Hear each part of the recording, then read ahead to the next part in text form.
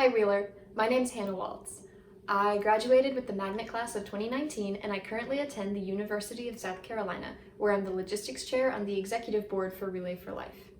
I'm coordinating a similar initiative at my university and it's been really successful so far, so I'm excited for Wheeler to participate. I've spoken with Dr. Cody and he has approved these hours to count towards the community service letter. With a possible lack of in-person service opportunities in the near future, I really hope you'll take advantage of this one. I'm looking for chemo cap donations for the Hope Lodge. You'll receive 2 community service hours for each chemo cap that you make. The first one might take you a little bit longer, and that's okay. Once you get used to the technique, you'll get faster. However, please remember that chemo treatment often leads to blistering, irritation, and tenderness of the scalp. Because of this, we need to use soft, non-irritating yarns that don't contain animal fibers, harsh dyes, or chemicals. I'm including a link to a PDF file in the description of this video with a list of yarn brands that have been tested and approved by cancer patients. Unfortunately, the Hope Lodge won't accept chemo caps made from yarn not included on that list. They also ask that you keep your chemo caps away from animal dander, smoking, and strong fragrances. They should be made on a 9 or 9.5 inch loom so that they fit an adult head. The completed chemo cap should be between 7 and 9 inches long, and they should be good quality. I have 2 samples of chemo caps here, one with a brim and one without. Other than that, that is the only difference. They're both about 8 inches long, soft, made with approved yarn, a little bit stretchy. The yellow one does not have a formal brim. The end of the cap has just rolled. This one does have a formal brim. It's up to you which one you decide to make. In the instructions that follow this introduction, I do explain how to make a chemo cap with a brim. But if that's too complicated or you don't want to make a brim, that's completely fine. Just allow the yarn to roll. And you'll end up with something that looks like this. We'll go ahead and get started. For your supplies, you will need a ruler or other measuring tool, scissors, loom, hook, and needle, and 1 or 2 skeins of yarn. I've also included the 2 chemo caps for my introduction. As you can see, this one has a brim, and this one does not. The bottom of the yarn has been allowed to roll up. They're both about 8 inches long. Either method is fine, but I do explain how to create a brim in this video. Skip that step if you don't want to do so. You'll receive 2 community service hours regardless of if you create a brim or not. For this demonstration, we'll be using 2 colors so that it's easier to see what's happening. It's important that your chemo cap is not see-through. Patients typically want their heads covered well. You want to use 2 strands. For this example, as I said, we'll be using 2 different colors, but you can use 2 ends of the same skein of yarn if you would prefer. Remember to choose your yarns from the list of approved brands. The first thing to do is to locate the peg on the side of the loom. The most important thing is to secure your yarn well so that it doesn't come loose. This helps hold the tension in your chemo cap. If you're familiar with a slip knot, feel free to use that technique. I personally like to do a loose knot, tied once around the peg that I can undo later. Remember, you're treating your 2 strands of yarn as though they are one. I've already secured this one. Now, we'll start going around the pegs. With a slow clockwise motion, go around each peg once with your yarn.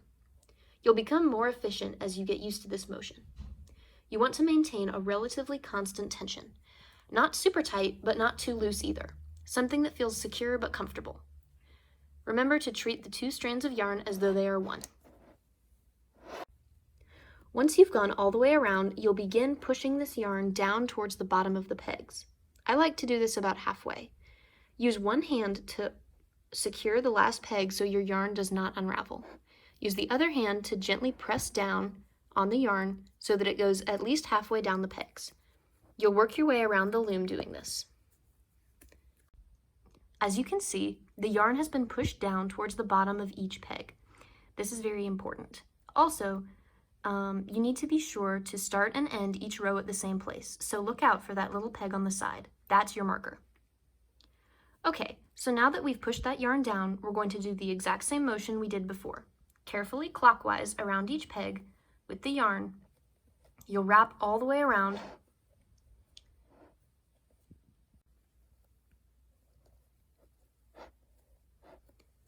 You should have 2 loops around each peg. With one hand, secure the end of your yarn. With the other hand, you're going to use the hook to pull the bottom loops over the entire peg, leaving the top loops where they are. The first peg is typically the most difficult, and that's completely normal. Work your way around the entire loom with this same technique. There's a little divot in the front side of each peg to make it easier for the hook to get around the yarn.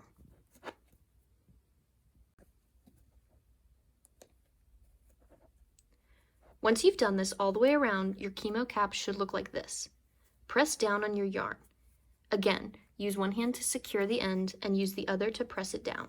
We want it about halfway up the pegs, and you'll work your way around the entire loom. Now that we've pressed it down, we're going to do the same looping motion all the way around the loom. This is the same technique you'll use throughout making this Chemo cap. You'll continue this process as you go. Okay.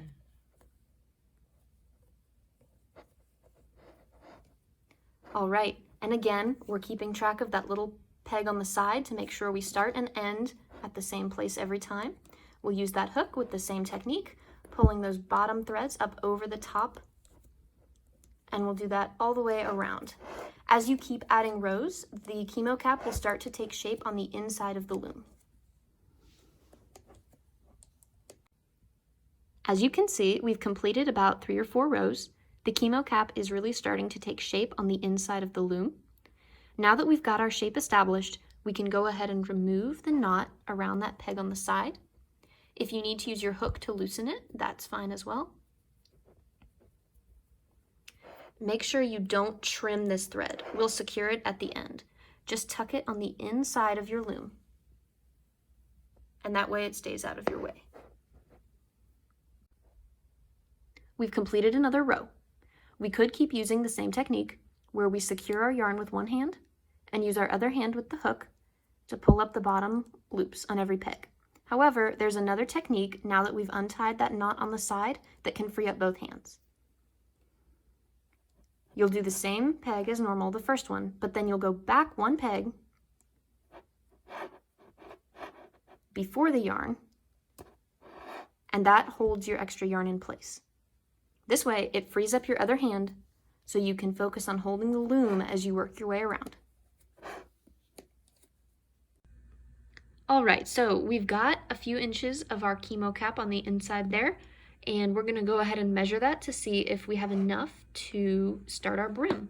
So you're going to gently unroll it, like so. You don't wanna pull too hard. All right, so we're measuring. This is where your ruler or other tool comes in, and we're right about 3 inches, which is perfect for our brim. So as you can see around the outside, we've already pushed the threads down, but we haven't added a second row of yarn on top of the first, right? So this is going to be your second row. You're going to follow the stitches from the pegs to the inside, as she's pointing out, and you're going to find that loop, all right? And that's the first row that you did. And you're going to bring that loop up and over and hook it onto your peg, just like that. And now you'll work your way around using either your fingers or the hook, depends on the person, what they prefer. Just like that, hooking it over the pegs as you go. And you're gonna work your way around your entire loom doing this. You wanna make sure you grab both threads, the ones farthest out. You don't wanna grab too much, but you wanna make sure you get both of them. And you're gonna work your way around the loom like this.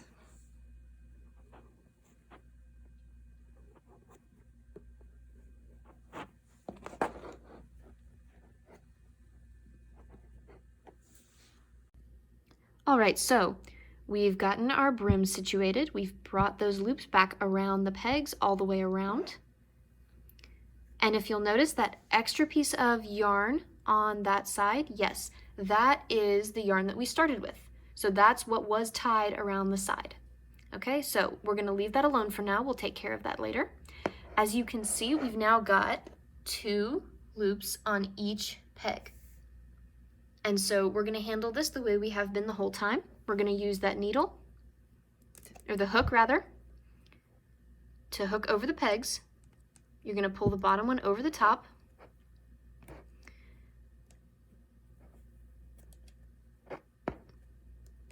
And this is the way you're going to finalize your brim. Do this all the way around. And now the brim is done. We've gone ahead and pushed down those threads towards the bottom of each peg, and you're going to stick with that same motion we've been doing the whole time, clockwise around each peg, working your way around the loom. And remember, you always want to start on the peg just to the right of that starting small peg on the side as you work your way around. And you're going to keep going with this exact same process, looping around near the top of the pegs, then using the hook to pull the bottom threads up and over the top. And you'll keep doing this, working your way around the loom until you have between 8 and 9 inches of chemo cap on the inside of that loom. All right, so we've finished with most of the hat. As you can see, we've got a lot of chemo cap there inside of the loom. So we're gonna go ahead and measure that using our ruler or other measuring device. You're gonna measure from the inside. I recommend hooking it around the peg, and you wanna make sure that you take into account that curve that happens. There we go, so we're gonna measure down to the base, and we are at just over 8 inches, which is perfect. Remember, you wanna aim for between 8 and 9 inches. Okay, so now that we've done that, we know we have adequate length. Note that we only have 1 loop around each peg. We don't have 2. If for any reason you have 2, go ahead, go back through, use the hook like we've been doing, pull the bottom one over the top, because you only wanna have 1 loop around each peg for this process.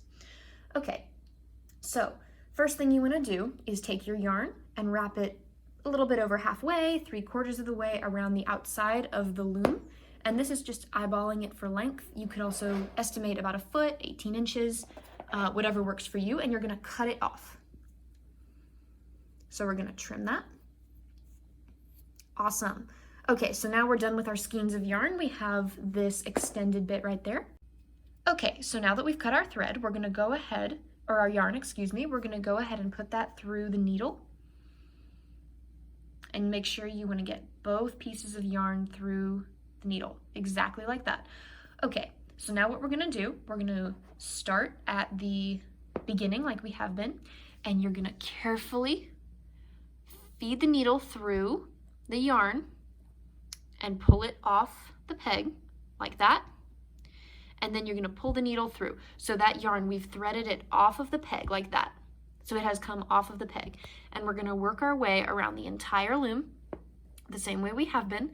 You're gonna thread through each, and you wanna make sure you get both colors of yarn, or both pieces of yarn if you're using the same color with that needle, and you wanna make sure both yarn strands stay threaded through the needle as well. You don't wanna accidentally lose one of those. And we'll continue around doing that throughout the entire loom like this.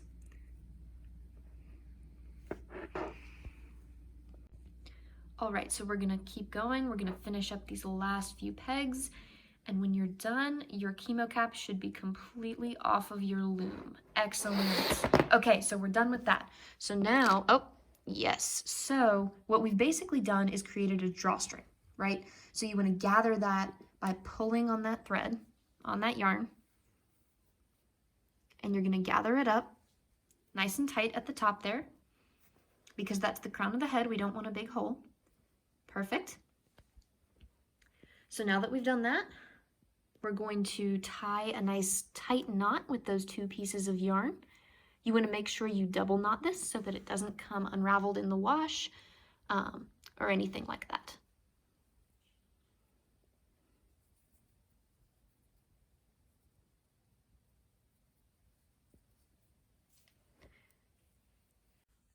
So now that we've got that knot ready, we're going to go ahead and re-thread that needle because we have all this extra thread. So we're going to tuck that yarn on the inside. Awesome. So you're going to push the needle through right at the center, right in where the hole is. Try to push it straight through, and then you're going to turn the chemo cap inside out and pull that yarn out. Perfect. Okay, so now we have that. we're going to go ahead and use the needle to push it through some of the strands on the inside, if you can see that. And that's just going to help secure that yarn.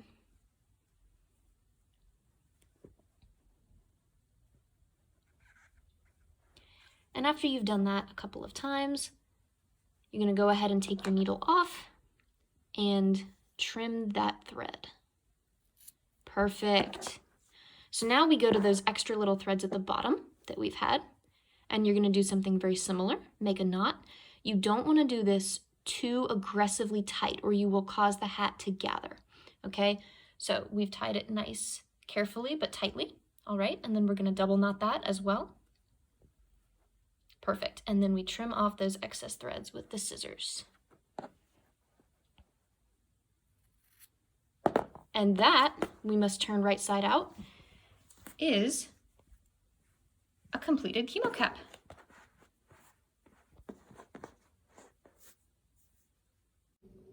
And there's your completed chemo cap. Remember to make sure it's between 7 and 9 inches long, doesn't have any large holes, and is good quality. The ends of yarn on each end of the chemo cap should be well secured to prevent unraveling. I'll be near Wheeler to collect your donations and sign off on any slips and log your hours at the end of the summer. Specific dates will be communicated later, but will probably be during the last couple weeks of July. Please fill out the Google survey form that's linked to the Google Doc. That way I know to email you with updates. So in summary, sign up for email updates on the Google form that's linked to the Google Doc, purchase your supplies, double check that your yarn is approved on that list of approved yarns, watch the directions in the beginning of this video, and start making your chemo caps. Feel free to contact me with any questions about the drop-off process or making chemo caps or anything else. My email is hewaltz@email.sc.edu. I look forward to hearing from you and working with you. Thank you, Wheeler.